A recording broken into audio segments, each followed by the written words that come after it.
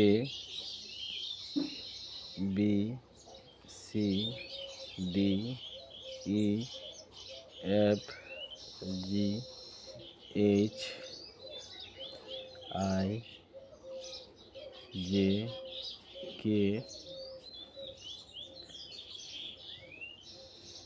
এল M. ঠিক আছে, তো এমটা নিলাম, এর নিচে নিয়ে নিলাম কি এন ও পি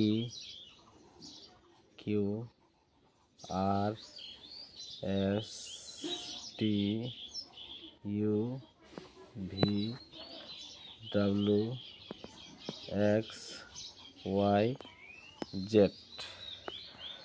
তাহলে এখানে আমি কী লিখলাম, A B C D E F G H I J K L M N, M এর নিচে এন নিলাম। তাহলে আমরা এটা কততে আছে, এটা হচ্ছে 1, বিটা হচ্ছে বি এর মান, এর মান এর মান কত 1, বি এর মান কত 2, সি এর মান কত 3, এইভাবে 4, ডি এর মান এর মান 5, এইরকম করতে করতে সব কাটারের মান আমরা বসাবো। এইচ এর মান 8, আই এর মান 9, জি এর মান 10, কে এর মান 11, এল এর মান 12 এবং এম এর মান কত 13। তাহলে এন এর মান কত হবে, এম এর মান যদি 13 হয়, এন এর মান হবে 14, ও এর মান হচ্ছে 15, পি এর মান 16, 17, আর এর মান 18, 19 এর মান 19, এস এর মান 19, টি এর মান 20। ঠিক আছে, 21, 22, এটা হচ্ছে ভি এর মান 22, ডাব্লুর মান হচ্ছে 23। ঠিক আছে, 23, এক্স এর মান হচ্ছে 24, ওয়াই এর মান হচ্ছে 25, জেড এর মান হচ্ছে 26। তাহলে এটা একটা সূত্র, এটা হচ্ছে কিসের, কোডিং ডিকোডিং যদি আমরা করি, এটা হচ্ছে সূত্র। তাহলে কীভাবে বুঝবো, কেন এটা শিখালাম, সেটার উদ্দেশ্য হচ্ছে, ধরো তোমাকে দিয়ে দিল প্রশ্ন দিয়ে দিলে এ বি সি সমান সমান কত হয়,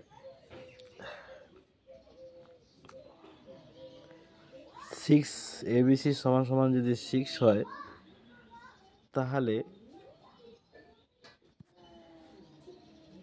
F G H equal to কত,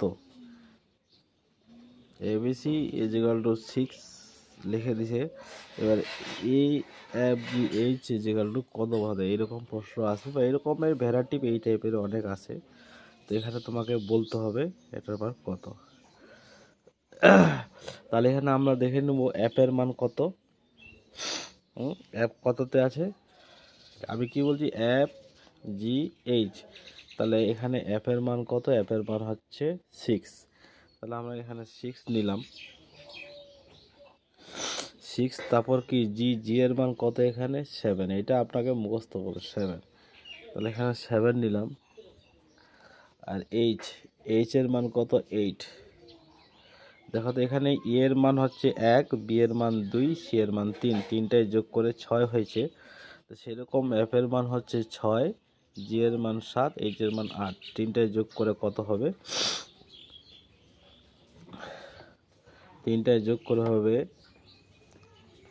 10, 11, 12, 13, 15, 17, 21।